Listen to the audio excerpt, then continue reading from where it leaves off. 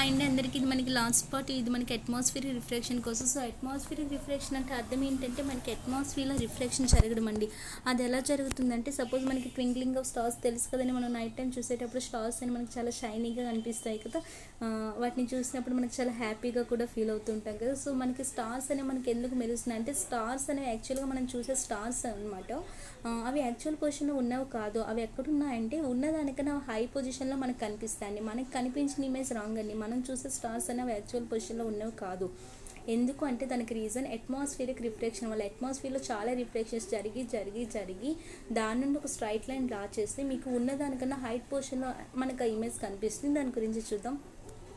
చూడండి, atmosphere reflection అంటే ఇప్పుడు మనకి ఏంటంటే ఇంత హైట్లో మనం ఉండేటప్పుడు మనం ఇక్కడ కిందన ఉన్నామండి. ఏదో పైకి వెళ్ళే కొద్దీ మనకి అట్మాస్ఫియర్లో మనకు చాలా లేయర్స్ ఉంటాయి కదా. పైకి వెళ్ళే కొద్దీ మీకు ఏమవుతుందంటే డెన్సిటీ అనేది తగ్గుతుందండి.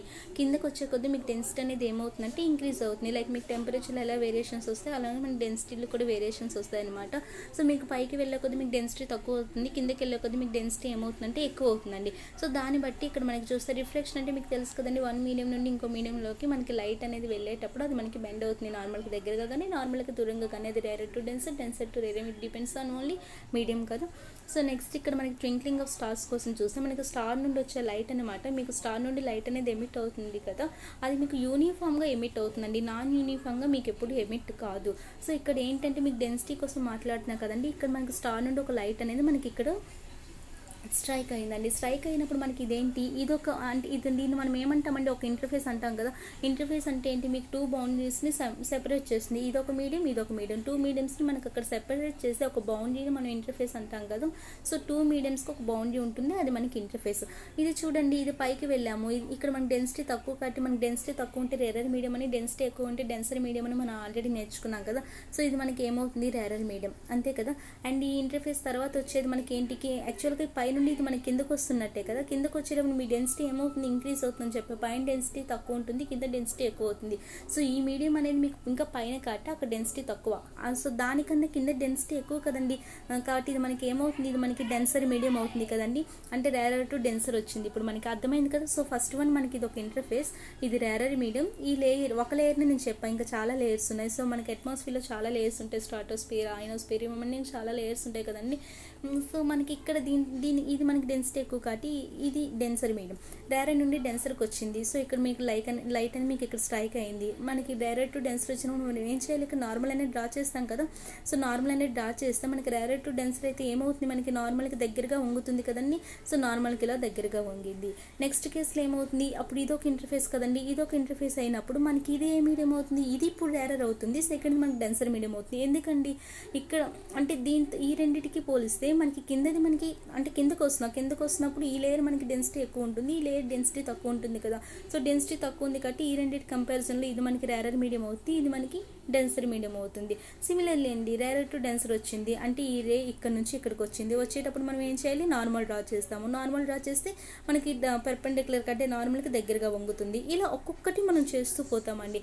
ఒక్కొక్కటి చేస్తూ పోతే మీకు అట్మాస్ఫియర్లో మీకు ఏమవుతాయండి, చాలా రిఫ్లెక్షన్స్ జరుగుతాయి. రిఫ్లెక్షన్స్ చాలా జరుగుతాయి. దాన్ని మనం ఏమంటామంటే అట్మాస్ఫియరిక్ రిఫ్లెక్షన్ అని అంటామండి. ఓకేనా. దీనివల్ల దీని నుండి మీరు స్ట్రైట్ లైన్ డ్రా చేస్తే మీకు ఎలా అనిపిస్తుంది అంటే ఉన్న స్టార్ కన్నా మనకి యాక్చువల్ పొజిషన్ కన్నా హైట్లో మీకు అక్కడ స్టార్ అనేది కనిపిస్తుంది అనమాట. ఇది మనకి స్టార్ని మనం చూసేటప్పుడు మనకు అవి యాక్చువల్ పొజిషన్లో ఉన్నవి కావు. ఓకేనా. ఇది దీని గురించి అండి.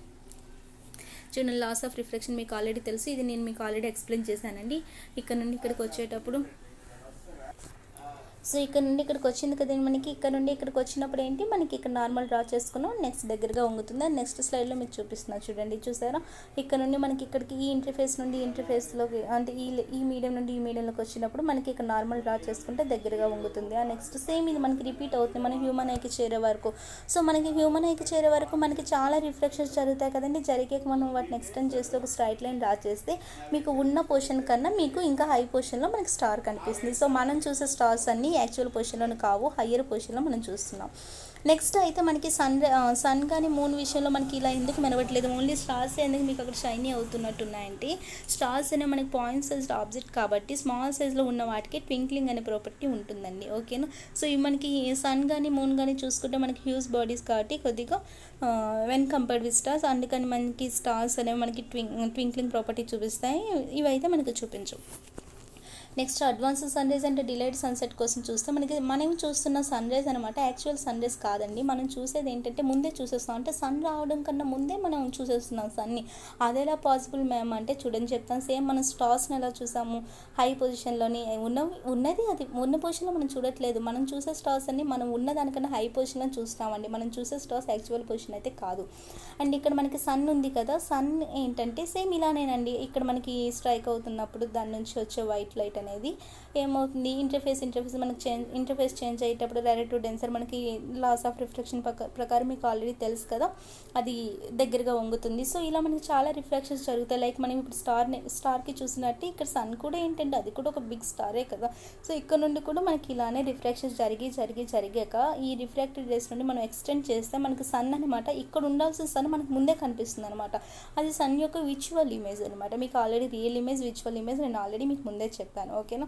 సో ఇదండి, అంటే మనం యాక్చువల్గా సన్ని చూస్తున్నామంటే అది యాక్చువల్ సన్ కాదండి, మనం ముందే చూస్తున్నాం అనమాట సన్ని, ఓకేనా. ఇది స్టార్ అర్థమైతే ఇది కూడా మీకు ఈజీగా అర్థమైపోతుంది. ఇది మనకి అడ్వాన్స్డ్ సన్ రైజ్ కోసం.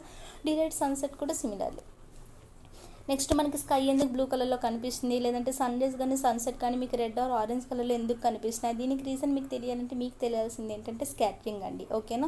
స్కాటరింగ్ అంటే ఏంటంటే మీకు ఒక లైట్ అనేది మీకు వైట్లో సన్ నుండి వచ్చే వైట్ లైట్ కానీ ఏమైనా లైట్ కానీ మీకు ఆల్ డైరెక్షన్స్లో ర్యాండమ్గా మీకు స్ప్రెడ్ ఉంటుంది. ర్యాండమ్ అంటే ఒక పర్టికులర్ డైరెక్షన్ అనేది ఏమి ఉండదండి, ఓకేనా. ర్యాండమ్గా మీకు అన్ని డైరెక్షన్స్లో మీకు స్ప్రెడ్ అనేది అవుతుంది లైట్ అనేది, దాన్ని మనం స్కాటరింగ్ అంటాం. దీనికి మీకు బెస్ట్ ఎగ్జాంపుల్ నేను టిండాల్ ఎఫెక్ట్ కోసం చెప్పాను, గుర్తుందా అండి.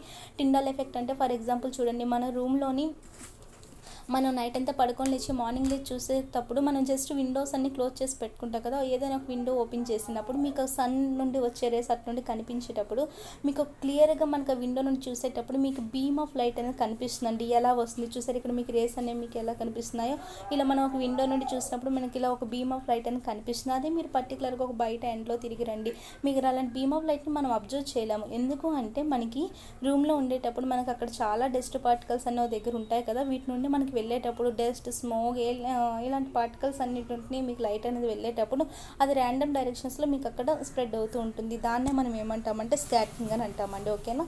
ఇదే మనకి డస్ట్ పార్టికల్స్ లేదంటే మాయిశ్చర్, స్మోక్ వీటి నుండి వెళ్ళేటప్పుడు మీకు అక్కడ చాలా డైరెక్షన్స్లో ర్యాండమ్గా వెళ్తూ ఉంటుంది, దాన్నే మనం స్కాటరింగ్ ఆఫ్ లైట్ అని అంటాము. సో టిండాల్ ఎఫెక్ట్ అనేది మీకు ఆల్రెడీ నేను కెమిస్ట్రీలో కూడా చెప్పానండి, దానికి బెస్ట్ ఎగ్జాంపుల్ ఇప్పుడు నేను మీకు చెప్పింది కూడా టిండాల్ ఎఫెక్ట్ కోసమే. సో టిండాల్ అనేది మీకు ఆల్రెడీ జాన్ టిండాల్ అనే సైంటిస్ట్ నేమ్ మీదకి వచ్చింది. ఇదంతా నేను మీకు ఆల్రెడీ కెమిస్ట్రీలో కవర్ చేశానండి. నెక్స్ట్ ఏంటంటే మన స్కాటరింగ్ ఆఫ్ లైట్ మనకి దేని మీద డిపెండ్ అవుతుందంటే మనకి 2 పాయింట్స్ మీద డిపెండ్ అవుతుందండి. అది ఫస్ట్ వన్ ఏంటంటే మనకి సైజ్ మీద డిపెండ్ అవుతుంది. అది చిన్న సైజు ఉంటే మీకు తక్కువ స్కాటరింగ్ అనేది అవుతుంది. అదే పెద్ద సైజులో మీకు ఆబ్జెక్ట్ అనేది ఉంటే స్కాటరింగ్ అనేది ఎక్కువ జరుగుతుందండి, ఓకేనా. పాయింట్ సైజులో ఆబ్జెక్ట్ తీసుకుంటే అంటే స్మాల్ సైజులో ఉంటే మనకి లెస్ స్కాటరింగ్ అనమాట, బిగ్ సైజులో ఉంటే మోర్ స్కాటరింగ్ జరుగుతుంది. అండ్ సెకండ్ పాయింట్ ఏంటంటే మీకు వేవ్ లెంత్ మీద డిపెండ్ అవుతుందండి. అంటే స్కాటరింగ్ అనేది సపోజ్ మనకి వేవ్ లెంత్ అనేది తక్కువ ఉందనుకోండి, వేవ్ లెంత్ తక్కువ దేన్ని అనుకుంటాయండి, మనకి వైలెట్, ఇండిగో, బ్లూకి మీకు వేవ్ లెంత్ తక్కువ ఉంటాయండి, 450, 500 ఇలా. రెడ్, ఆరెంజ్కి అయితే మనకి ఎక్కువగా ఉంటాయి కదా వేవ్ లెంత్ తక్కువగా ఉన్నవి మీకు ఏంటంటే ఎక్కువగా స్కాటరింగ్ అవుతాయండి. ద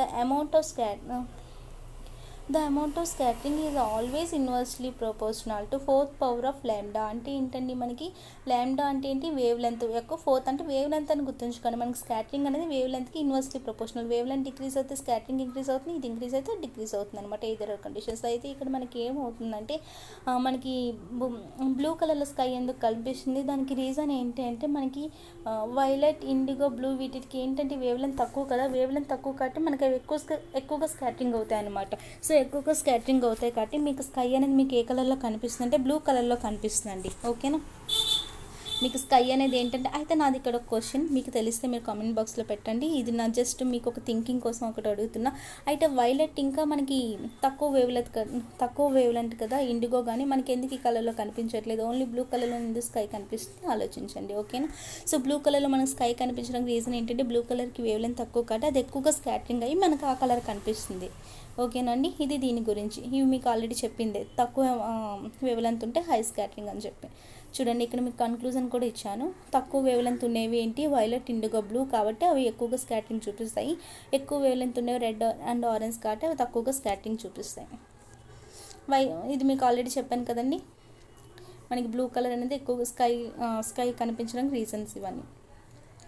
నెక్స్ట్ ఇంకా మీకు క్లౌడ్స్ అనేవి వైట్ కలర్లో ఎందుకు కనిపిస్తాయంటే మీకు వైట్ లైట్ అనేది మీకు అంటే మన క్లౌడ్స్లో మనకి ఏముంటాయంటే వాటర్ పార్టికల్స్ అనే ఐస్ పార్టికల్స్ ఇలా చాలా ఉంటాయి కదండి. సో మీకు వైట్ లైట్ అనేది దానిపైకి అక్కడ స్ట్రైక్ అయ్యి దాని లోపలికి వెళ్ళేటప్పుడు మీకు అది ఎలా ఉంటుందంటే అక్కడ మీకు లైక్ 7 కలర్స్ ఒకేసారి మీకు అక్కడ స్కాటరింగ్ అవుతాయండి. మీకు అర్థమవుతుందండి, వాటర్ పార్టికల్స్ మీకు అక్కడ స్ట్రైక్ అయ్యాక అంటే అక్కడ 7 కలర్స్ ఒకేసారి మీకు వైట్ లైట్ అంటే ఏంటి, అందులో మీకు 7 కలర్స్ మిక్స్ అయి ఉంటాయి కదా, ఆ 7 కలర్స్ మీకు ఒకేసారి మీకు స్కాటరింగ్ అవుతాయి అనమాట ఈక్వల్ అమౌంట్లోని. అలాంటప్పుడు మీకు ఏం కనిపిస్తుంది అంటే వైట్ లైట్ అనేది కనిపిస్తుందండి. సో క్లౌడ్స్ అనేవి మీకు వైట్ కలర్లో కనిపించడానికి ఇదే రీజన్. అండ్ ఫైనల్గా మీకు ఏంటంటే సన్ రైజ్ సన్సెట్ మీకు ఎందుకు రెడ్ అండ్ ఆరెంజ్ కలర్లో ఆరెంజ్ కలర్ కనిపిస్తుంది అంటే చూడండి, ఇక్కడ సపోజ్ మనం ఉన్నాము, సన్ అనే తను మనకి మార్నింగ్ ఎర్లీ మార్నింగ్ టైంలో మనకి సన్ రైజ్ అయ్యే టైంలో మనకి సన్ మనకి హారిజాంటల్గా కనిపిస్తుంది. అండ్ అలానే మీకు సన్సెట్ టైంలో కూడా మీకు హారిజాంటల్గా కనిపిస్తుంది మీరు అబ్జర్వ్ చేస్తుంటే.